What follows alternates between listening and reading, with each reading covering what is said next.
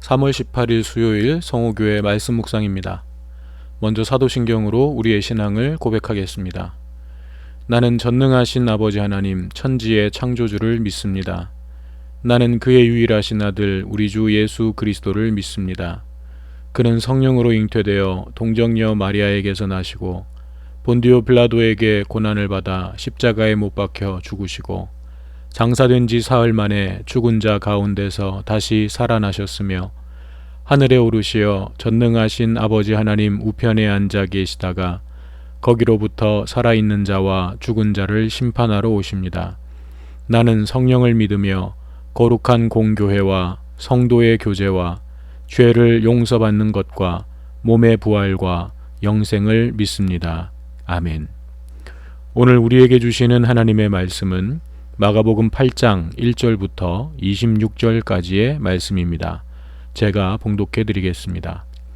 그 무렵에 또 큰 무리가 있어 먹을 것이 없는지라 예수께서 제자들을 불러 이르시되 내가 무리를 불쌍히 여기노라.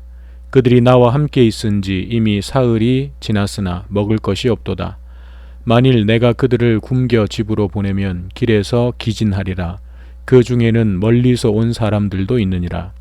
제자들이 대답하되 이 광야 어디서 떡을 얻어 이 사람들로 배부르게 할 수 있으리이까? 예수께서 물으시되 너희에게 떡 몇 개나 있느냐?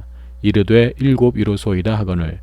예수께서 무리를 명하여 땅에 앉게 하시고 떡 7개를 가지사 축사하시고 떼어 제자들에게 주어 나누어 주게 하시니 제자들이 무리에게 나누어 주더라. 또 작은 생선 2마리가 있는지라 이에 축복하시고 명하사 이것도 나누어 주게 하시니 배불리 먹고 남은 조각 7광주리를 거두었으며 사람은 약 4,000명이었더라. 예수께서 그들을 흩어 보내시고 곧 제자들과 함께 배에 오르사 달마누다 지방으로 가시니라. 바리새인들이 나와서 예수를 힐난하며 그를 시험하여 하늘로부터 오는 표적을 구하거늘 예수께서 마음속으로 깊이 탄식하시며 이르시되 어찌하여 이 세대가 표적을 구하느냐? 내가 진실로 너희에게 이르노니 이 세대에 표적을 주지 아니하리라 하시고 그들을 떠나 다시 배에 올라 건너편으로 가시니라. 제자들이 떡 가져오기를 잊었음에 배에 떡 1개밖에 그들에게 없더라. 예수께서 경고하여 이르시되 삼가 바리새인들의 누룩과 헤롯의 누룩을 주의하라 하시니 제자들이 서로 수군거리기를 이는 우리에게 떡이 없음이로다 하거늘 예수께서 아시고 이르시되 너희가 어찌 떡이 없음으로 수군거리느냐? 아직도 알지 못하며 깨닫지 못하느냐? 너희 마음이 둔하냐? 너희가 눈이 있어도 보지 못하며 귀가 있어도 듣지 못하느냐? 또 기억하지 못하느냐? 내가 떡 5개를 5,000명에게 떼어줄 때에 조각 몇 바구니를 거두었더냐? 이르되 12이니이다. 또 7개를 4,000명에게 떼어줄 때에 조각 몇 광주리를 거두었더냐? 이르되 7이니이다. 이르시되 아직도 깨닫지 못하느냐 하시니라. 벳세다의 이름에 사람들이 맹인 한 사람을 데리고 예수께 나와 손 대시기를 구하거늘 예수께서 맹인의 손을 붙잡으시고 마을 밖으로 데리고 나가사 눈에 침을 뱉으시며 그에게 안수하시고 무엇이 보이느냐 물으시니 쳐다보며 이르되 사람들이 보이나이다. 나무 같은 것들이 걸어가는 것을 보나이다 하거늘 이에 그 눈에 다시 안수하심에 그가 주목하여 보더니 나아서 모든 것을 밝히 보는지라. 예수께서 그 사람을 집으로 보내시며 이르시되 마을에는 들어가지 말라 하시니라. 아멘. 오늘 이 시간도 말씀과 기도로 하나님 앞에 나아가는 모든 성호 가족들에게 하나님의 은혜와 평강이 함께 하시기를 축복합니다. 오늘 우리가 함께 묵상할 본문의 내용은 전체적으로는 하나의 큰 주제로 연결되는 내용이지만 크게 3부분으로 나누어져 있습니다. 각각 다른 3개의 이야기들이지만 이 이야기들을 통해서 하나님께서 말씀해 주고 계시는 의미는 크게 다르지 않은 것입니다. 먼저 1절에서 10절은 흔히 칠병이어의 기적이라고 부르는 내용입니다. 앞서 우리가 살펴보았던 오병이어 기적과 매우 유사하지만 서로 다른 각각의 사건입니다. 지역적으로도 오병이어 사건은 갈릴리 호수 서쪽에 있었던 가버나움 지역이었고 그 대상도 유대인들이었습니다. 그런데 오늘 본문의 칠병이어 사건은 갈릴리 호수 동쪽 지역인 데가볼리였고 그 대상은 이방인들이었습니다. 많은 분들이 이 두 사건을 같은 사건을 다르게 기록한 것으로 오해를 하시는데, 이 두 개의 기적 사건은 각각 베푸신 서로 다른 기적 사건이었습니다. 하지만 오병이어든 칠병이어든 그것을 통해서 말씀하고 있는 메시지는 동일합니다. 예수님께서 세상에 오신 것은 죄로 말미암아 영적으로 죽어있던 우리를 살리시고 영원한 생명을 얻게 하시는 것뿐만 아니라 이 땅에서 살아가는 우리의 삶도 풍성한 은혜의 삶을 누리도록 하시기 위함이었다는 것을 말씀해주고 있는 것입니다.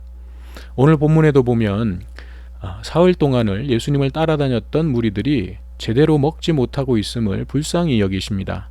그리고 이대로 그들을 돌려보내면 집이 먼 사람은 가다가 지쳐 쓰러질 수도 있다는 것까지 염두에 두실 만큼 예수님은 우리의 육체의 문제까지도 세심하게 살펴보고 계시다는 것을 알 수 있습니다. 그런데 문제는 무엇이었습니까? 예수님은 달을 보라고 하시는데 제자들과 당시의 무리들은 예수님을 통해 달을 보지 못하고 예수님의 손가락만 보고 있었다는 것입니다.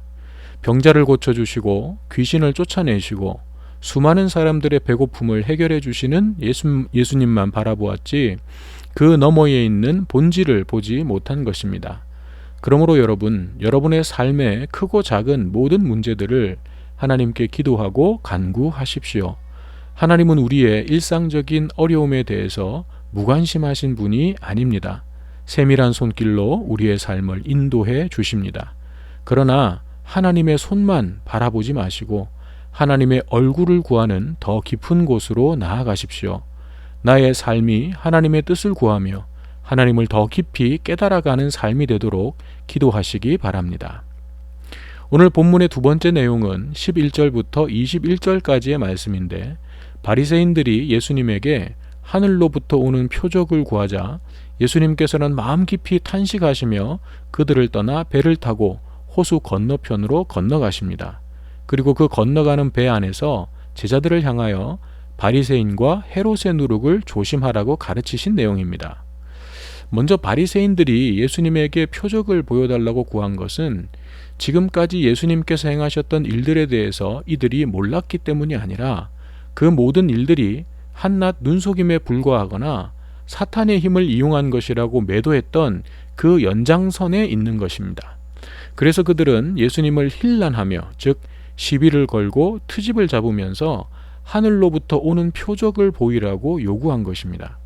지금까지 당신이 보여준 것은 하나님께로부터 오는 표적이 아니라는 거죠. 이런 바리새인들을 바라보시며 예수님은 탄식하십니다. 예수님께서 행하시는 이적들과 선포하시는 말씀들이 하나님께로부터 오는 것임을 가장 먼저 깨닫고 알아들어야 할 그들이 오히려 하나님을 대적하고 성령을 모독하고 있으니 예수님의 마음이 어떠셨겠습니까? 결국 예수님은 그들을 떠나 호수 건너편으로 건너가십니다. 그리고 가시는 배 안에서 제자들에게 바리새인과 헤롯의 누룩을 조심하라고 가르치십니다. 바리새인의 누룩이라는 것은 형식주의와 율법주의를 말하는 것이고, 헤롯의 누룩이라고 하는 것은 사두개인의 누룩과 같은 의미인데 세속주의를 말합니다. 사두개인들은 유대사회의 귀족층과 밀접하게 연결되어 있었고 로마 정부와도 친밀한 관계를 맺고 있었습니다. 또 영생이나 부활과 같은 영적인 세계를 믿지 않고 철저하게 현실에만 몰두하는 사람들이었습니다. 헤롯도 마찬가지였던 것이죠. 그래서 예수님께서는 헤롯의 누룩이라고 표현을 하신 것입니다. 결국 바리새인들이고 사두개인들이고 헤롯이고 이들은 예수님을 만났음에도 불구하고 자기 생각, 자기 기준, 세상의 가치관들을 버리지 못하여 예수님과 함께하는 것을 거부한 세상에서 가장 안타까운 사람들인 것입니다. 사랑하는 여러분, 혹 오늘 우리도 하나님에 대해서, 예수님에 대해서 안다고 생각하면서도 정작 우리의 삶은 그분의 뜻과는 다른 방향으로 가고 있지는 않습니까? 내 기준과 내 틀 안에서 하나님을 규정하고 판단하고 있지는 않습니까? 내가 이해하고 납득하고 받아들일 수 있는 말씀들만 골라내고 그 외의 것은 여러 가지 이유를 들어 거부하는 이중적인 모습은 없습니까? 만약 그렇다면 우리는 믿는다고 하지만 실제로는 믿지 않는 사람들이었던 바리새인들과 다를 바가 없는 것입니다. 사탄은 오늘도 우리의 마음속에 세상의 누룩을 심으려고 합니다. 겉으로 보이는 것에 집착하게 만들고 외형만 그럴싸하면 그것이 곧 믿음인 줄로 착각하게 만듭니다. 내가 하나님의 자리에 앉아서 판단하게 만들고 내 편의대로, 편리대로 내 만족과 기쁨을 위해 신앙생활을 하도록 만듭니다. 우리가 이러한 사탄의 시험에 넘어지지 않기 위해서는 다른 방법이 없습니다. 하나님의 말씀을 바르게 알기 위해서 애써야 하고 예수님의 십자가에 담긴 복음의 가치를 붙잡는 것입니다. 그 복음의 가치는 무엇입니까? 바로 낮아짐과 섬김과 자기 희생의 사랑입니다. 이 기준만 분명하게 잡고 있어도 넘어지지 않을 수 있습니다. 그리고 한 가지 더, 사탄의 유혹과 시험을 분별하여 이기게 해달라고 기도하는 것입니다. 우리의 힘과 능력으로는 영적인 싸움에서 이길 수 없습니다. 하나님께서, 성령께서 도와주셔야 합니다. 그러므로 날마다 말씀과 기도로 하나님 앞에 서지 않으면 우리는 이 시대의 거센 풍랑에 휩쓸릴 수밖에 없는 것입니다. 마지막 세 번째는 22절부터 26절까지의 말씀인데 예수님께서 한 맹인의 눈을 뜨게 해주신 사건입니다. 그런데 특이하게도 예수님께서는 손에 침을 뱉으시고 그 손으로 안수해 주심으로써 눈을 뜨게 해주십니다. 예수님께서 치유 사역을 하시면서 어떤 행위를 동반하시는 경우가 별로 없었습니다. 말씀만으로 치유해 주시는 경우가 대부분이었죠. 하지만 앞서 7장 31절 이하에서 귀먹고 말 더듬는 사람을 치유해 주실 때 귀에 손가락을 넣고 침을 손에 뱉어서 그의 혀에 대시며 치유해 주셨던 일이라든지, 요한복음 9장에서 침을 뱉어 진흙을 이겨서 눈에 발라주시고 실로암 못에 가서 씻게 하셨던 일이라든지, 오늘 본문에서 눈에 침을 발라 고쳐주시는 것과 같이 특별한 행위와 함께 치유를 해주시는 경우가 간혹 있었는데, 이것은 예수님의 그 행위에 특별한 의미가 있는 것이 아니라 그 사람의 믿음에 따라서 당시에 일반적으로 알려졌던 민간요법과 같은 행위들을 함께 사용하신 것이라고 보면 되겠습니다. 그렇다고 예수님께서 그런 민간요법의 효능을 인정하신 것이 아니라 그 사람의 마음이 열리고 믿음을 갖게 하시기 위한 도구로서 당시 사람들이 사용하던 방법도 드물지만 예수님께서 사용하신 것이었습니다. 아무튼 오늘 본문의 맹인도 그런 예수님의 안수를 받고 치유가 되는데, 처음에는 사람이 나무처럼 희미하게 보이다가 다시 안수를 한 번 더 받고 나자 모든 것이 밝히 보였습니다. 이것은 예수님의 치유 능력이 모자라서가 아니라 이 사람의 믿음이 점차적으로 눈을 뜨게 되는 과정을 보여주시는 것이라고 하겠습니다.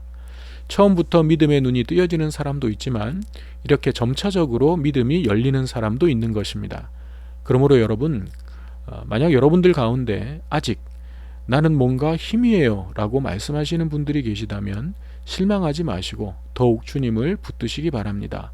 포기하지 않는다면 어느 순간 여러분의 영적인 눈도 활짝 열려서 밝히 보이는 때가 반드시 올 것입니다.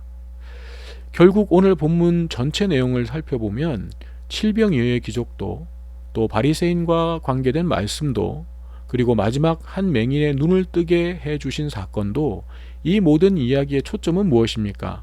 예수 그리스도를 바르게 깨닫는 것에 있는 것입니다.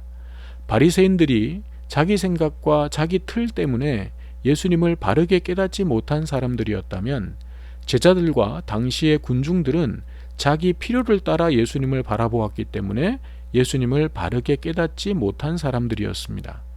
오늘 본문에도 보면 바리새인과 헤롯의 누룩에 대해서 말씀하시는 예수님의 말씀에 제자들은 동문서답하며 떡 이야기를 하고 있는 것입니다. 사랑하는 여러분, 오늘 우리는 예수님을 바르게 알고 바르게 깨닫고 바르게 믿는 하나님의 자녀들이 되기를 소원합니다. 때로는 희미하게 보이고 잘 깨달아지지 않아서 실망되더라도 멈추지 않고 믿음의 여정을 계속해 나갈 수 있기를 소망합니다. 그래서 우리 모두가 지금보다 더 선명하게 주님을 알아보고 주님의 뜻을 깨닫고 주님의 뜻대로 행하는 참된 그리스도인으로 서게 되기를 주님의 이름으로 축원합니다. 기도하겠습니다. 사랑의 하나님, 내가 안다는 교만의 자리에도 서지 말게 하옵시고 희미하게만 보이는 연약한 믿음도 되지 않도록 도와주시옵소서. 늘 겸손히 말씀 앞에 서고 포기하지 않는 기도로 하나님 앞에 나아가게 하셔서 점차 저희들의 눈이 밝아지고 더욱 선명하게 하나님의 뜻을 분별하며 주의 뜻을 행함에 있어서 머뭇거림이 없도록 붙잡아 주시옵소서. 주님과 가까이 있으면서도 주님을 제대로 만나지 못하는 어리석은 삶이 되지 않도록 도와주시고, 어떤 상황에서도 우리의 삶에 찾아오시는 주님을 알아보고 만나는 은혜가 있게 하여 주시옵소서. 전 세계가 신음하고 고통받고 있는 이 상황들을 불쌍히 여겨주시고 하루속히 치료제와 백신이 개발될 수 있도록 지혜를 주옵시며 애쓰고 수고하는 모든 분들을 지켜 주시옵소서. 우리의 구원자이시며 치료자이신 예수님의 이름으로 기도드립니다. 아멘.